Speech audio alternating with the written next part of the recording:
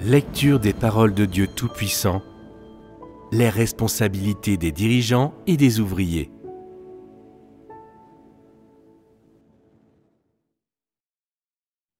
Les responsabilités des dirigeants et des ouvriers. 6. 4. Comment traiter les gens qui ont été renvoyés? Il existe un autre type de personnes, à savoir celles qui ont été démises de leurs fonctions. Comment devons-nous les traiter?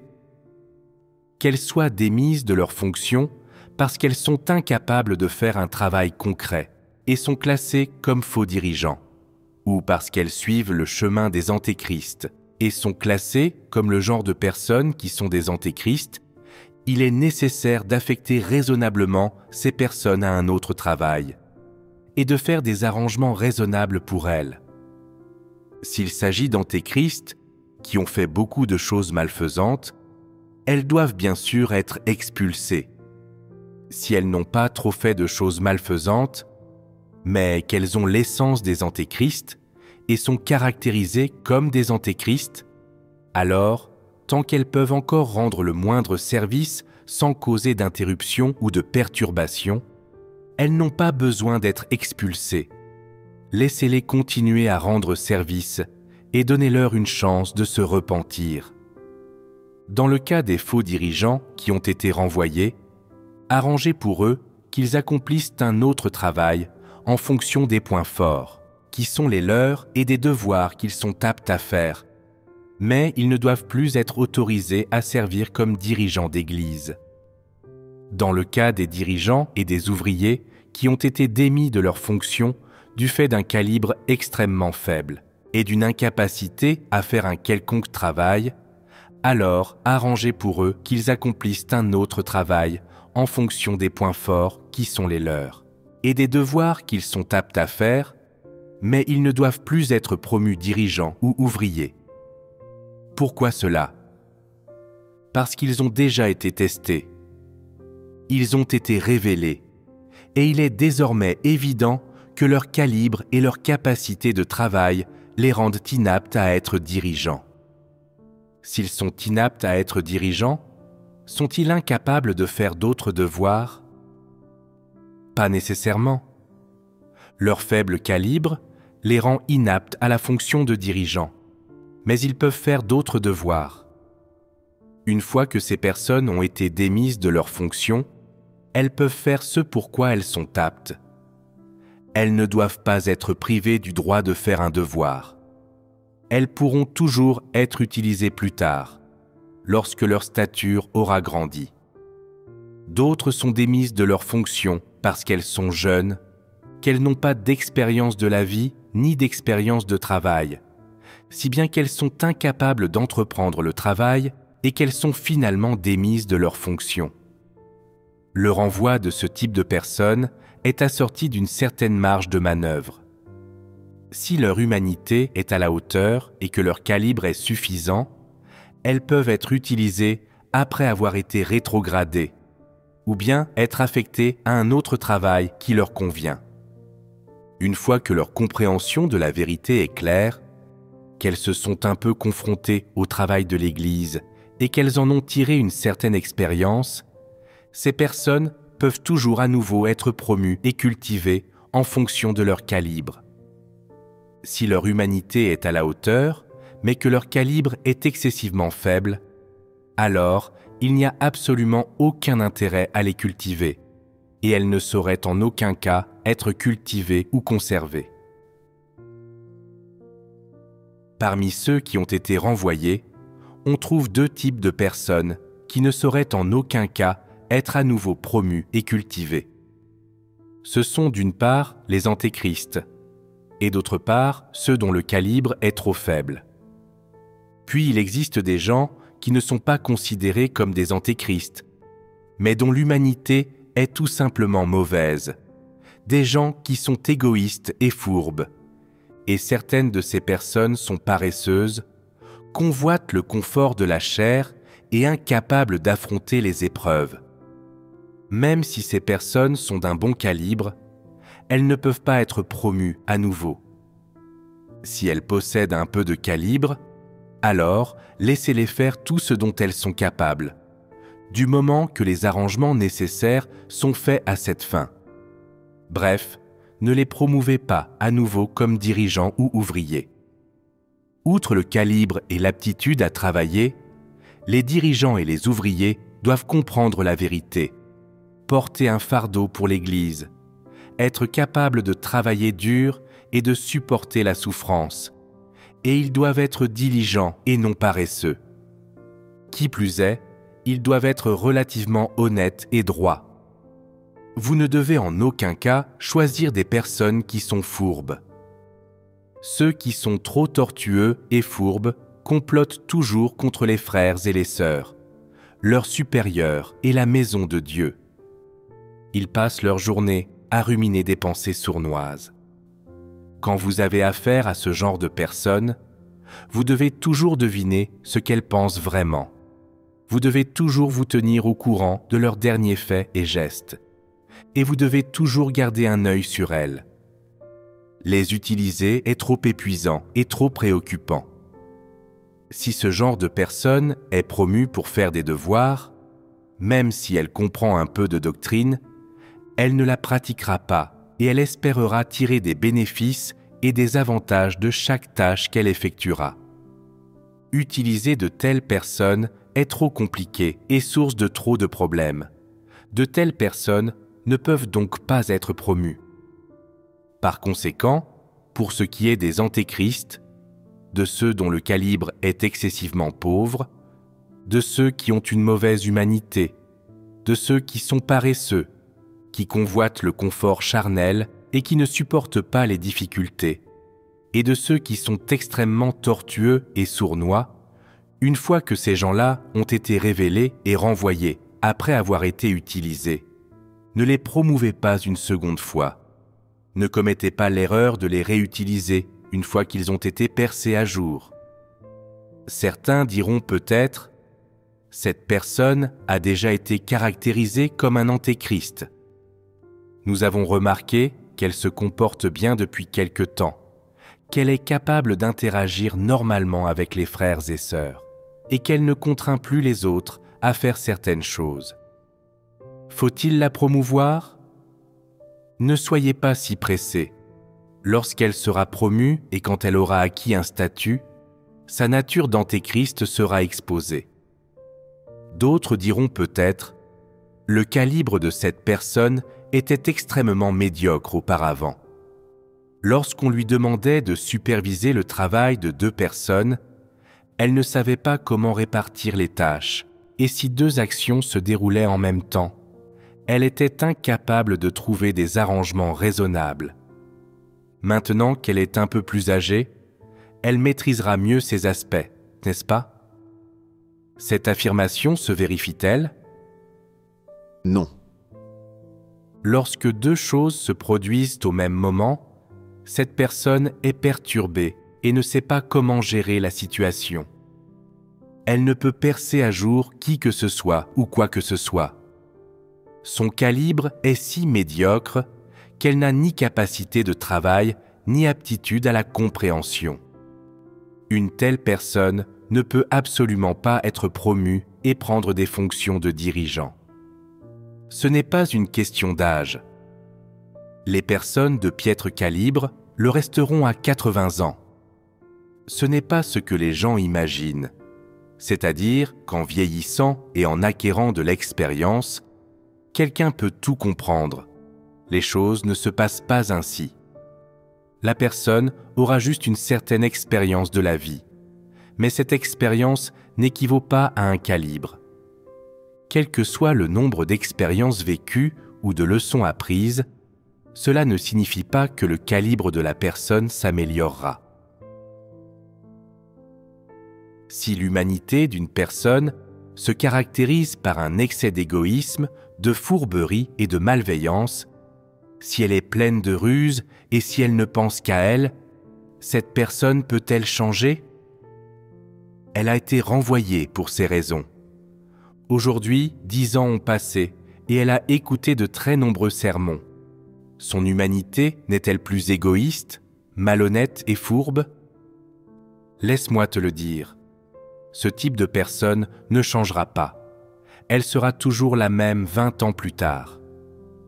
Par conséquent, si tu la rencontres de nouveau dans 20 ans, et si tu lui demandes si elle est toujours aussi égoïste et fourbe, elle le reconnaîtra même de son propre chef. Pourquoi les gens de piètre humanité ne changent-ils pas? Sont-ils capables de changer? À supposer que oui, sur quelle base et dans quelles conditions cela serait-il possible? Ils doivent être capables d'accepter la vérité. Les gens dont l'humanité est médiocre n'acceptent pas la vérité. Et intérieurement, ils méprisent, détestent, ridiculisent et sont hostiles à toute chose positive. Ils sont tout simplement incapables de changer. Alors, peu importe combien d'années se sont écoulées, ne les promeut pas parce qu'ils sont incapables de changer. Il est possible que dans 20 ans, ils aient appris à être encore plus fuyants, encore plus doués pour prononcer de belles paroles et pour tromper les autres. Mais si tu fréquentes ces personnes et observes leurs agissements, tu constateras une chose, c'est qu'elles n'ont absolument pas changé. Tu considères qu'après toutes ces années, après avoir écouté de nombreux sermons et accompli des devoirs dans la maison de Dieu pendant aussi longtemps, elles devraient avoir changé. Tu te trompes. Elles ne changeront pas. Pourquoi? Même si elles ont écouté de nombreux sermons et lu tant de paroles de Dieu, elles n'en acceptent ni ne pratiquent la moindre phrase, elles n'ont donc pas changé du tout. C'est impossible pour elles de changer. Lorsque de telles personnes sont révélées et renvoyées, on ne peut plus les utiliser à nouveau. Et si tu les utilises, tu portes préjudice à la maison de Dieu et aux frères et sœurs. Si tu n'en es pas certain, il te suffit d'observer comment elles agissent et de voir les intérêts de quelles personnes elles défendent. Lorsqu'elles sont confrontées à des situations qui mettent en conflit leurs propres intérêts avec ceux de la maison de Dieu, elles ne sacrifieront en aucun cas leurs propres intérêts et feront tout pour défendre les intérêts de la maison de Dieu. De ce point de vue, elles ne sont pas dignes de confiance et ne méritent pas d'être promues et utilisées par la maison de Dieu. C'est pourquoi de telles personnes sont destinées à ne pas être promues. Ceux qui n'acceptent pas la vérité peuvent-ils encore changer? Impossible, et c'est un rêve d'insensé. Quant aux personnes paresseuses qui aspirent au confort de la chair et qui sont incapables de supporter la moindre difficulté, elles sont encore moins capables de changer.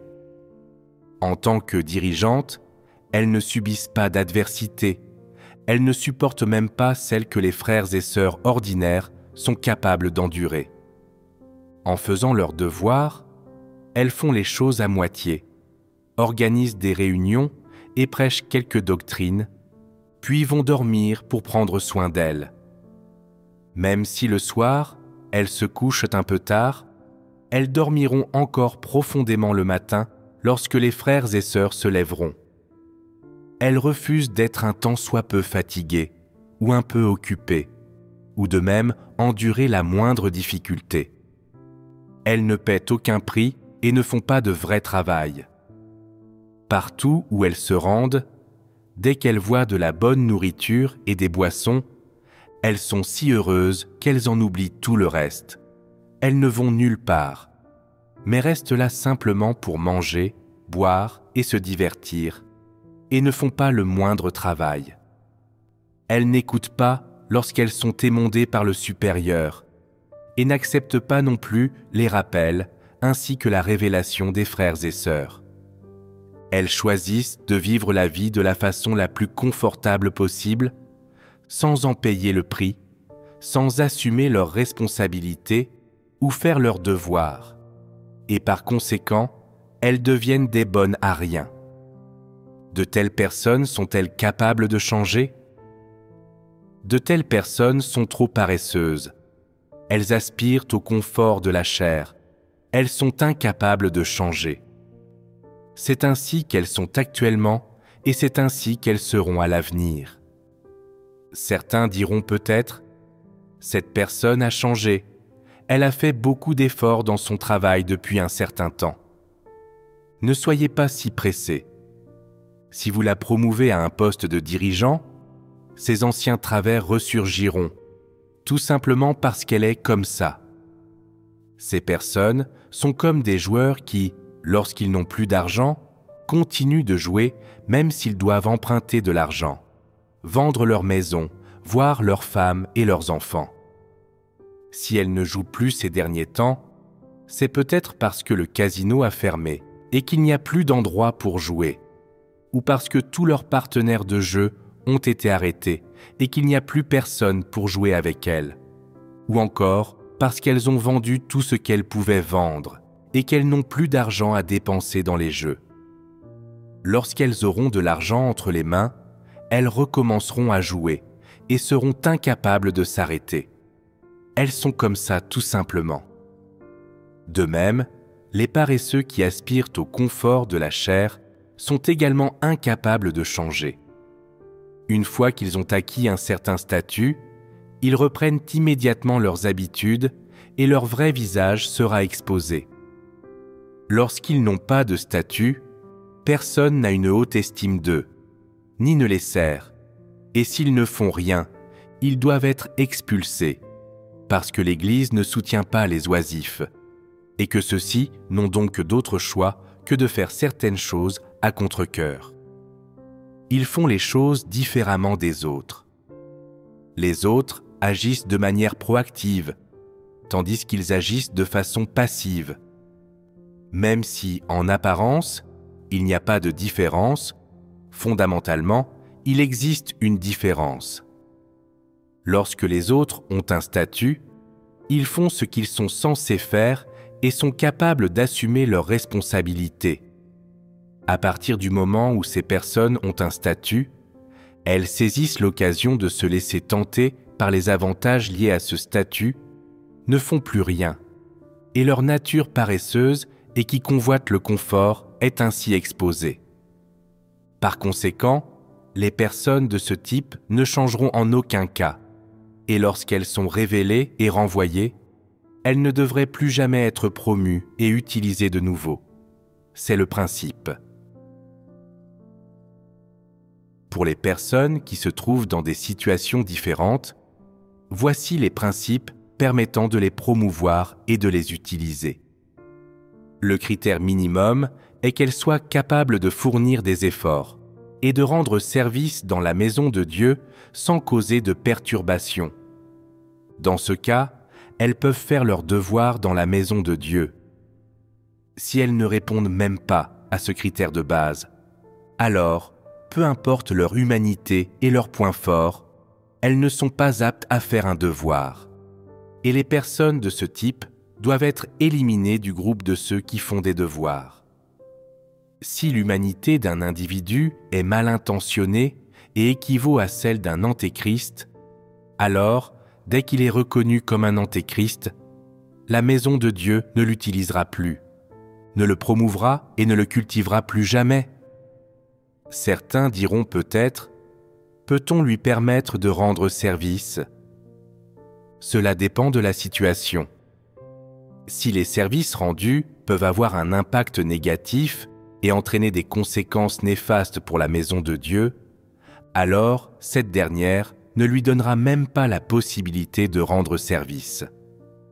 Si les personnes de ce type savent qu'elles sont elles-mêmes des personnes malfaisantes ou des antéchrists qui ont été expulsés, mais si elles sont prêtes à rendre service, si elles agissent en fonction des arrangements pris par l'Église pour elles, et si elles peuvent rendre service de façon convenable, sans porter atteinte aux intérêts de la maison de Dieu, alors, dans ce cas, elles peuvent être maintenues.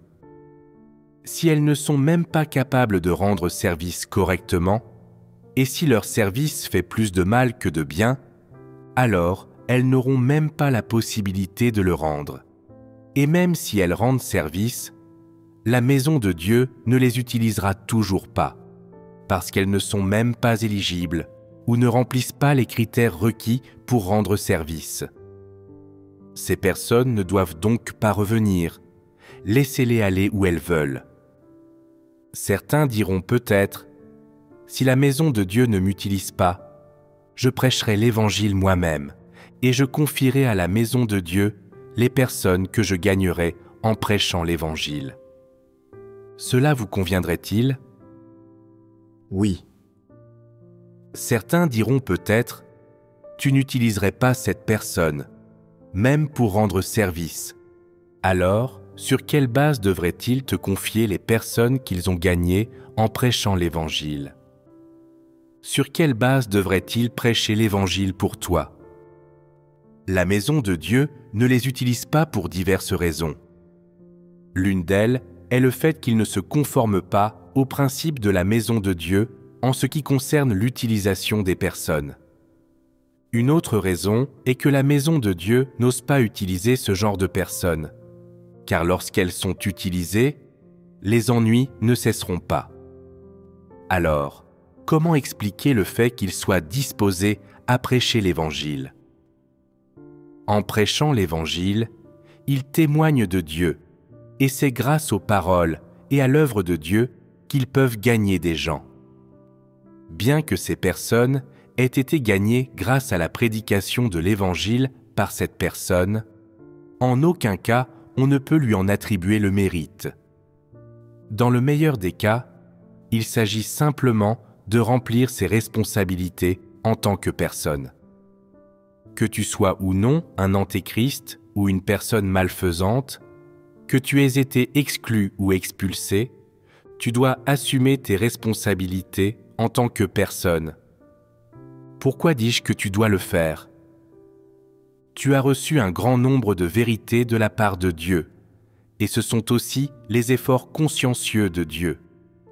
La maison de Dieu t'a abreuvé et a subvenu à tes besoins pendant de nombreuses années. Mais Dieu exige-t-il quelque chose de toi ? Non. Tous les divers livres distribués par la maison de Dieu sont gratuits.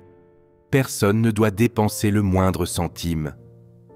De même, le véritable chemin de la vie éternelle de Dieu et les paroles de vie qu'il accorde aux gens sont gratuits, ainsi que les sermons et les échanges de la maison de Dieu, que les gens peuvent écouter gracieusement. Par conséquent, que tu sois une personne ordinaire ou un membre d'un groupe particulier, tu as obtenu gratuitement tant de vérité de la part de Dieu qu'il est tout à fait normal que tu propages les paroles de Dieu et l'évangile de Dieu auprès des hommes et que tu les conduises devant Dieu, n'est-ce pas ? Dieu a transmis toutes les vérités à l'humanité. Qui peut se permettre de rendre un tel amour ? La grâce de Dieu, les paroles de Dieu et la vie de Dieu n'ont pas de prix, et aucun être humain ne peut prétendre les lui rendre. La vie de l'homme est-elle précieuse à ce point ? Peut-elle avoir autant de valeur que la vérité ? Par conséquent, personne ne peut se permettre de rendre à Dieu son amour et sa grâce, y compris ceux qui ont été exclus, expulsés et éliminés par l'Église. Ils ne font pas exception à la règle. Tant que tu possèdes une once de conscience, de raison et d'humanité, alors peu importe comment la maison de Dieu te traite, tu dois remplir ton obligation de propager les paroles de Dieu et de témoigner de son œuvre. C'est la responsabilité inexorable des gens. Par conséquent, peu importe le nombre de personnes auxquelles tu prêches les paroles de Dieu et diffuses l'Évangile, ou le nombre de personnes que tu gagnes, il n'y a pas de quoi te féliciter. Dieu a exprimé tant de vérités, et pourtant tu ne les écoutes pas, ou tu ne les acceptes pas. Rendre un petit service et prêcher l'Évangile aux autres est certainement ce que tu devrais faire, n'est-ce pas ? Puisque tu es arrivé jusqu'ici aujourd'hui, ne devrais-tu pas te repentir ? Ne devrais-tu pas chercher des occasions de rendre à Dieu son amour ? Tu devrais vraiment le faire ? La maison de Dieu est régie par des décrets administratifs et le fait d'exclure des gens, de les expulser et de les éliminer est une décision prise conformément à ces décrets et aux exigences de Dieu. L'exécution de ces décisions est correcte.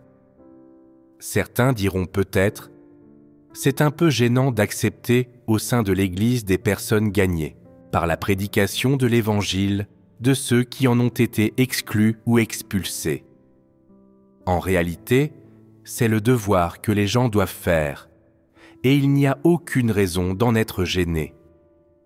Les gens sont tous des êtres créés. Même si tu as été exclu ou expulsé, condamné en tant que personne malfaisante ou antéchrist, ou si tu es une cible à éliminer, ne restes-tu pas un être créé? Une fois que tu es exclu, Dieu n'est-il pas toujours ton Dieu? Les paroles que Dieu t'a adressées et ce qu'il t'a apporté sont-ils effacés du revers de la main? Ces choses cessent-elles d'exister? Elles existent toujours, c'est juste que tu ne les as pas chéries. Toutes les personnes converties, peu importe qui les a converties, sont des êtres créés et elles doivent se soumettre elles-mêmes au Créateur. Par conséquent, si ces personnes qui ont été exclues ou expulsées sont disposées à prêcher l'Évangile, nous ne les freinerons pas. Mais quelle que soit leur façon de prêcher, les principes de la maison de Dieu applicables à l'utilisation des personnes et les décrets administratifs de la maison de Dieu sont immuables, et cela ne changera absolument jamais.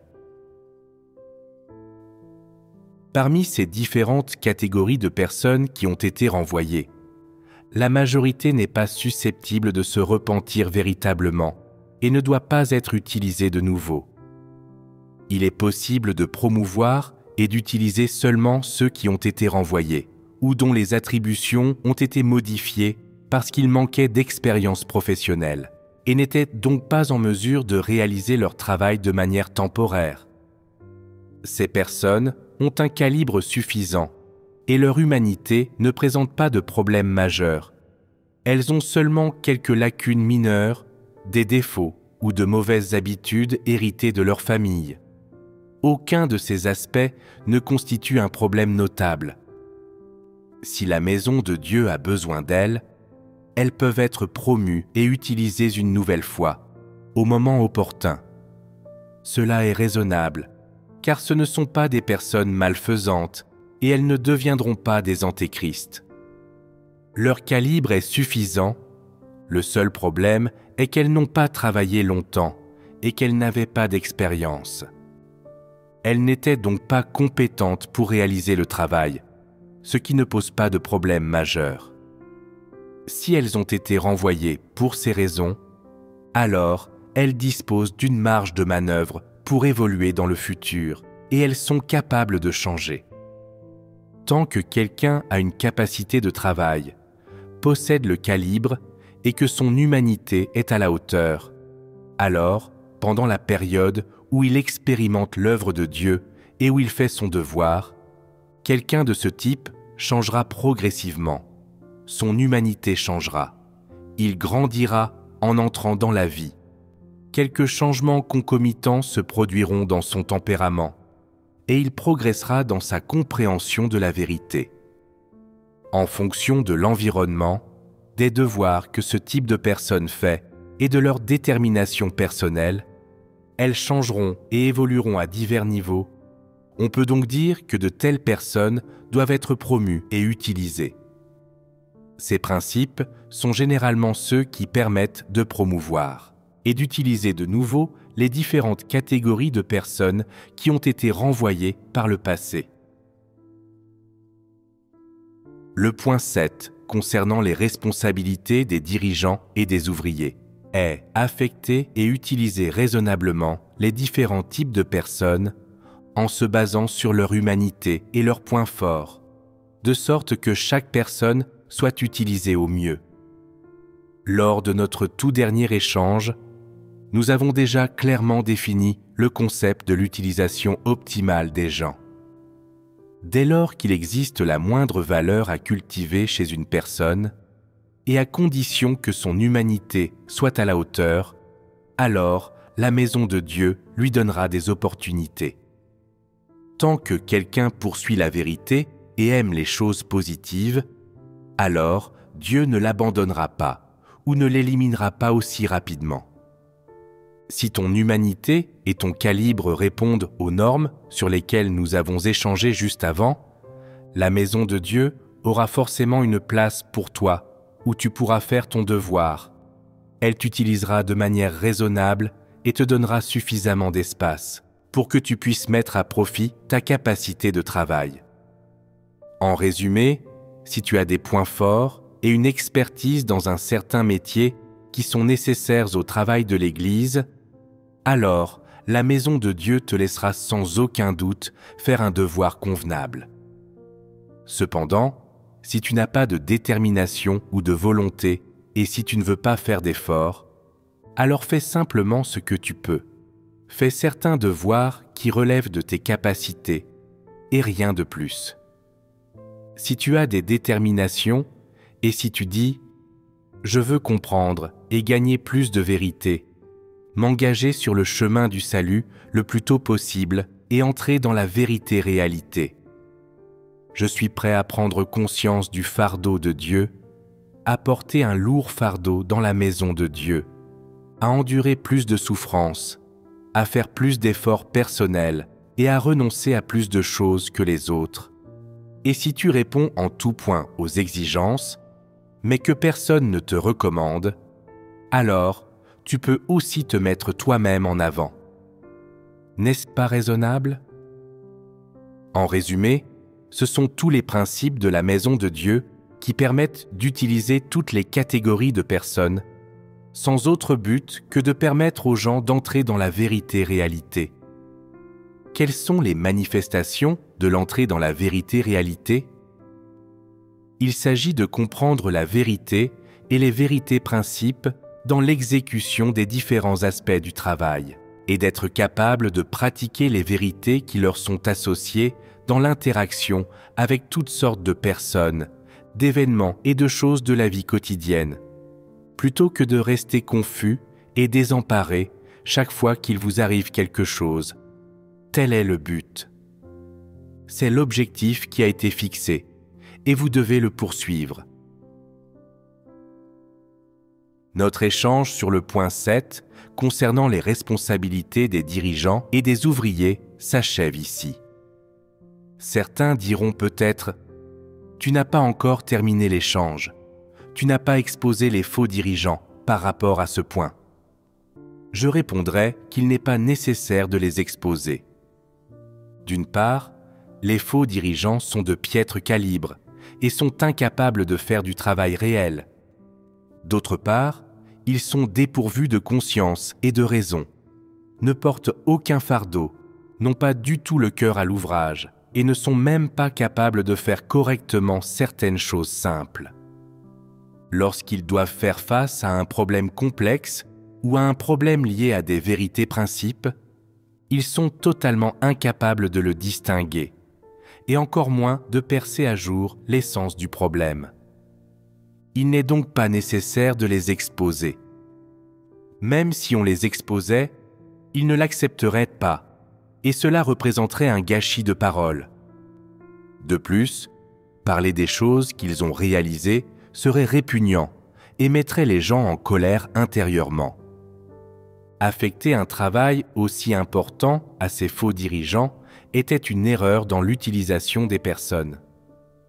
Le fait d'être incapable de faire leur travail leur donne déjà l'impression d'être des bons à rien.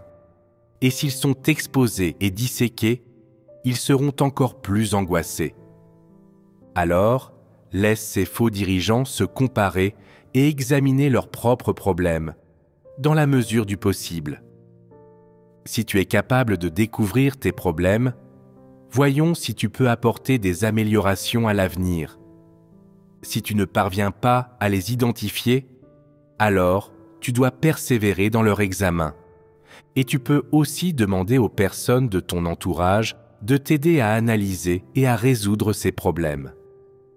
Si d'autres ont échangé avec toi et que tu y as mis du cœur, mais que tu es toujours incapable de découvrir tes propres problèmes et que tu ne sais toujours pas comment les reconnaître ou les résoudre, alors tu es vraiment un faux dirigeant et tu dois être éliminé.